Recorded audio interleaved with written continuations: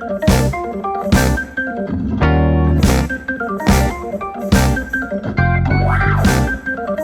everyone. Welcome to Pixelated Perfect. I'm super excited to have you guys here. We're switching things up and we're changing how we record some of our episodes. We're still going to have our times when we talk to people and interview people, but we're also starting this new FAQ where basically you guys have any questions that you would like to hear from me, from the TDP team. We're here and you can ask us those questions, and then we're going to I'm just going to talk through and answer some of those questions. So the first question, and really what we're going to focus on today in the podcast, is freelance versus full-time. What is freelance? What is the difference between freelance and full-time? Where would you fit? Where would you see yourself being good at each of your kind of exploring those options?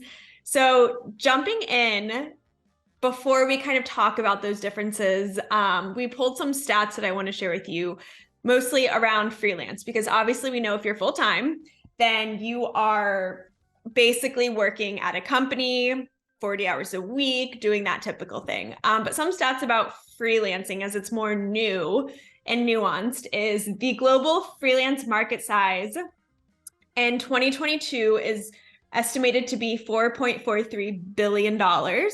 And it's growing rapidly. By 2028, it's expected to be $12 billion. On average, so this is interesting for all of you guys to know about pricing, which we'll talk about further down the line. On average, freelancers bill an hourly rate of $28 an hour. Among freelancers, it is about 50-50 split between men and women, a tiny bit more women, which is kind of interesting. And 3 in 10 Fortune 100 companies source freelance talent from Upwork. So asking how to get freelance gigs, something like that, Upwork is an option. And I'll kind of talk about that a little bit later. So hopefully that kind of set the stage for you guys. Let's dive into the difference between full-time and freelance. Like I said, full-time, you're working at a company, you're getting a salary. You usually have a job description, you know what job you're taking on. So if we think about it in terms of product design, for instance, is you're usually taking on a product design position at a company. You're expected to work full-time, you're expected to be there, whether it's in the office, remote, and you have specific tasks and you work within a team, usually. Freelance, on the other hand, kind of the biggest differences there are you're finding your own customers. So you are going out there, finding clients, finding people to work with on your own. So you're kind of doing that sales and marketing piece as well. There is the benefit of working when you want, how much you want. So depending on what you're looking for out of freelance, you could basically scale it up or down, depending, because it's on you to decide what that looks like. You usually get paid by the project or by hourly. So obviously you're not going to be getting a salary. It's not going to be, this is how much you make every month. So that's one of the biggest differences. And that's one of the biggest reasons why most people are nervous about the idea of moving to freelance, because of the unpredictability. Let's talk about the pros of working freelance versus full-time. So full-time, I think the biggest pro is that you have stability. That being said, especially in today's market and how all of us know how things are going, is like stability is relative. You do have a job, but I mean, as we know, especially with the pandemic, like anything can happen. You could lose your job. So I guess in terms of stability, there is more stability because you do have that job and you do have this expectation of continuing on with that. But who really knows today, right? None of us can really figure that out. So freelance, I think the biggest pro of freelance is having flexibility. So you get to set your schedule, you get to decide when you want to work, where you want to work, what type of customers you want to work with.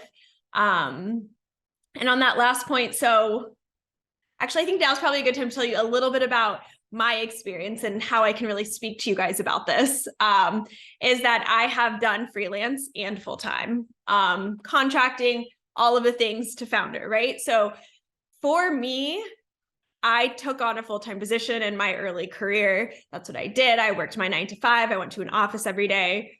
And I made the decision to go full-time freelance because I think one of the biggest things I wanted was to be able to choose my clients and customers. So at the end of my full-time career, I was working at an agency. And I kind of like that idea of bouncing with a couple of different customers at once, but I wanted that freedom to choose the type of customers I worked with that are really aligned with my mission, types of projects I want to work on. So that was like a huge thing for me personally, was that flexibility to be able to choose those customers that I wanted to work with. Let's talk about working hours. Speaking of flexibility, is full-time, like we mentioned, you are kind of expected to work those 40 hours a week if it is full-time. Today's market, a lot of us do work remotely these days. They're now kind of doing hybrid models where you can go into the office, things like that. And then freelance is kind of making your own schedule. I do think that what's important to know about freelance and making your own schedule and working hours is that, at least for me, it's super impactful and productive to be able to build a schedule for yourself. So it is almost like being at a company in the sense that you should, in the back of your mind, say, hey, I'm going to work 9 to 5 or whatever that looks like for you. You can obviously change it around. Maybe it's early mornings work better, maybe late at night. But having a schedule is definitely super important to be able to become that freelancer and not let things fall through the cracks. That organization and like time blocking and things like that are super important for being able to make your own hours. Productivity. So this is interesting. I think the big difference between full-time and freelance is working with a team versus working on your own. So when you're full-time, not necessarily if you're a product designer, you're going to be working with a ton of product designers, especially if you work in a startup space, but you usually have other team members that you're working closely with. So whether it's project managers, whether it's the founders, whether it's other designers, whatever that looks like, you have a team. And so you're usually working, scheduling meetings throughout the day, talking with those people, communicating, working closely with them. And that is like a huge part of like productivity, is like, when are you going to work versus when are you going to have meetings, things like that. And it's a couple of different schedules. Productivity for freelance is you're usually working on your own and you're working with your customers. So you're working with those stakeholders. So a lot of your day is sitting at your desk, kind of doing your work. You're not necessarily working in a team with other people. And that is a huge difference. And that is actually a really big reason why a lot of designers that are freelancing are looking to make the transition to full-time, because they have been working freelance and there's the benefits of it, but they miss having a team and they miss having people to collaborate with and ideas to spark, brainstorming. And so a lot of freelancers realize when they're freelancing that they want that full-time setting because they do want team members and want people to work closely with. So that's an interesting thing to think about if you're kind of weighing those options. Money, let's talk money. So we had that stat at the beginning that freelancers, the average rate is $28 an hour. But let's talk about like salary versus budgeting for projects, things like that. So in freelance, I think the best thing to do if you're thinking of going freelance and understanding what that looks like, because a lot of people are really nervous to make that jump, like I said earlier, because they don't have this salary, don't have this like monthly income that's coming in. So what do you do about that? The biggest thing you can do is plan. So figure out like, what are you making full-time, or what are your expectations for the year? Like, what is the minimum amount you need to be making? What's your ideal amount you need to be making? And by having that number in your head, that's really going to help you be able to budget. So what does that look like? How much do you need to make a month? How much do you need to make a quarter to be able to hit all your bills? And knowing that however you decide to set up your projects, so whether it's ongoing work, maybe you want to do retainer style, maybe it's project-based. So if you do project-based, maybe you take 50% at the beginning and 50% at the end. And so you really need to spend that time understanding the minimum you need to make, what you need to be making in a month, how you want to be billing, how you want to be charging, so that you set that stuff up so that when you actually start freelancing, you have these numbers and expectations and you're like, okay, I need to get a new customer this month. Next month, it looks like I'm not going to be hitting that. What can I do? So you can plan ahead. And that's super powerful and super, super important. And that's going to let you feel more at ease. Another big thing I suggest is having that net to fall back on. How much can you put away How much can you be making so that you're saving some money so that you have something to fall back on if, say, your biggest client leaves unexpectedly? How much do you need to have in the bank? Is it 3 months, 6 months? It kind of depends on you. There's a bunch of factors, but having that money put away, which I know is way easier said than done, will make you feel way more comfortable going into freelancing, knowing that if something does happen, you do have like a net to fall back on and you have some money in your pocket so you can continue to get customers and not feel overwhelmed by that piece, because obviously budget is a huge factor in going freelance, and that's why a lot of people are really scared to make that jump. So I think it's all about planning and understanding exactly what numbers you need to reach. Let's talk about questions to decide if you should be full-time or freelance. I think there's a couple of like yes, no questions for you to understand like which option is the best if you're trying to make this decision. I think the first question is a good one. Do you like having a set schedule? If you really like having a set schedule, I think there's actually, this is going to be funny. There's actually, you could go both ways, and it's dependent of what kind of set schedule. If you like someone that's planning, organizing, coordinating your schedule, if you like seeing that there's meetings on your calendar, if you like having that organization from top down and you're more down, then going that corporate route and having that schedule where you work 9 to 5, you know what your days look like, everything like that, I think that's a great choice. If you're more like, oh, I really like to have a set schedule, but I want to make it myself. I want to be the one to say, I want to have meetings on Tuesdays, or you're organized in the sense that you want to choose when you're talking to your customers or the chunks of hours that you're working and you're organizing your schedule, I think that's freelance. So do you like having a set schedule? If it's like overall, yes, and an easy set schedule, I think that full-time is the way to go. But if you're like, yes, and I like the idea of planning it myself, I think freelance is a great option. Do you like to work with a team of people? So I talked about this already. If you do like to work with a team of people and you are kind of that person that likes to bounce ideas off of someone, full-time is definitely the way to go. You are not going to be getting that same level if you are a freelancer. The next question, do you want to be your own boss? What does that look like? What is your long-term goal? Do you like the idea of managing your own schedule? Do you like the idea of you being in charge of everything? So do you like the idea of finding clients, finding customers? Do you like the idea of managing your budget, organizing and paying all of your bills and your Figma accounts and everything like that? If that's you like the idea of being your own boss and everything that goes along with it, freelance is definitely for you. Do you want more control over your work-life balance? So in this instance, I think that the answer is if you do want more control, then freelance is the way to go. Freelance is going to offer you the ability to completely choose your schedule, do whatever makes sense, and be able to live wherever you want, work whenever you want, all of those things. That being said, I have an interesting story about that. Is when I went full-time freelance, I also decided to travel. So while I was traveling, I was freelancing, and it's very hard to balance both. So I think there are a lot of people out there that have this like vision of, oh, when I go freelance, I'll be able to like pick my own schedule, I'll be able to get my work done. But what I found is that while I was traveling, I was so wrapped up in planning and scheduling the travel side of things that sometimes work fell off the wayside, was secondary. And so moving around, moving to different places, being in places that you're not always comfortable in or keep shifting, it's really hard to like focus and have that time for work.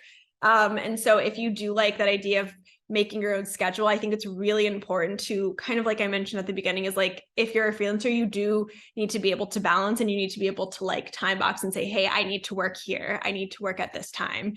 Because if you don't have that strict mindset, you most likely are going to struggle with everything else that you could be doing if you don't have these tasks that are assigned to you from someone else, like if you were full-time. So I think that's an interesting note and for people to think about. Do you prefer stability? We've already talked about this one a lot. Full-time. If you feel like not getting a salary, or not knowing when your next project's coming down the pipeline, or not knowing you need to get more customers, and that's very stressful for you, and that's not a direction you want to go, then you should definitely be full-time. So another few things about freelancing that I think are important to note, that if you do go freelance and you're not full-time, benefits, you most likely will not be getting benefits. You will not be getting benefits. You will have to sacrifice health insurance, paid vacations, all of that. So is it worth it for the freedom? That depends on you. I think the other big thing, which we've talked a lot about, is this instability. I want to bring it up again. If you don't know when your next project is, if this idea of not knowing what's coming next is something that makes you anxious and nervous just thinking about, freelance is not for you. How do you make these decisions? How do you decide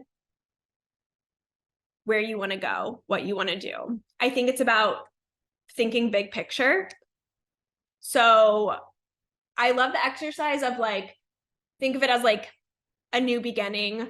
Think of it as like a new year. Like, if you're really trying to consider this, you really need to weigh your pros and cons. You need to spend the time to decide where you see yourself in 5 years, in 10 years. What is your ultimate goal? What is your mission statement? You personally, what are your values? What do you care most about?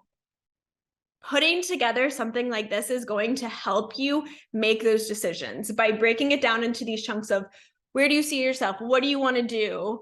I know this is hard and it's a lot of deep thinking and it takes a lot of work, but if you don't have those answers and you don't feel confident, whatever direction you choose, you're going to feel like you're left thinking about, what if I chose the other option? If you go in and you're like, I have this mission, I have this drive, this is what my goal is, this is what I want to achieve, that's really going to help you be able to say with confidence, I want to be full-time or I want to be freelance.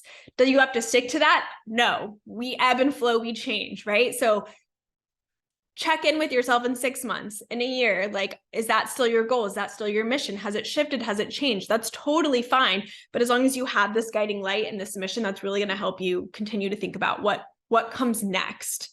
And are you on the right path? And if you're not, what's next? What do you want to do differently? How do you want to change it? So I think that's kind of like big picture things. I think the last thing I'll kind of leave you with, is this note about freelance versus full-time. When you're working with a full-time job, you can only go so far. And it's not a bad thing, as in like, you can continue to grow, you can become manager, you can become VP, you can become senior, whatever that looks like. You're going to go there and then you're going to have a cap point. If you are going to be at a company, there's going to be a certain salary that you're going to reach that you can't really expand. There's going to be a certain level, right? And so I think that's interesting, and that's definitely something that a lot of people like. They're like, oh, this is my goal, I want to be a senior manager, whatever, and you achieve that. Freelance, basically the sky's the limit. As in, you start as a product designer, maybe you shift to project manager, maybe you become a founder. I don't know. You can continue to change and evolve as a freelancer, and salary-wise, money-wise, there is no cap. If you build your own company, the money can keep coming. And so I think that's interesting to think about, is like, how do you see your future? Do you want that freedom? Do you want to be, the sky's the limit? Do you want to like all these unknowns? Then freelance might be for you. Salary-wise, do you like, where do you see yourself? Do you want to continue to grow endlessly in salary? Freelance. So I think that's kind of my overall thoughts and feelings on full-time versus freelance. Thanks for listening to me. Please let me know how you think of this podcast. And if you guys have any questions, anything that you would love to ask other product designers, me, the TDP team, anything about product design, about graphic design, about AI, whatever, send us your questions. Instagram is a great way. You can reach us. We'll make sure to put it in this conversation, and you can chat with us there. Tell us you love the podcast, this is a question you'd like to hear, because we want to continue to do these segments. Thank you guys so much. Have a great day, and we'll chat with you next time.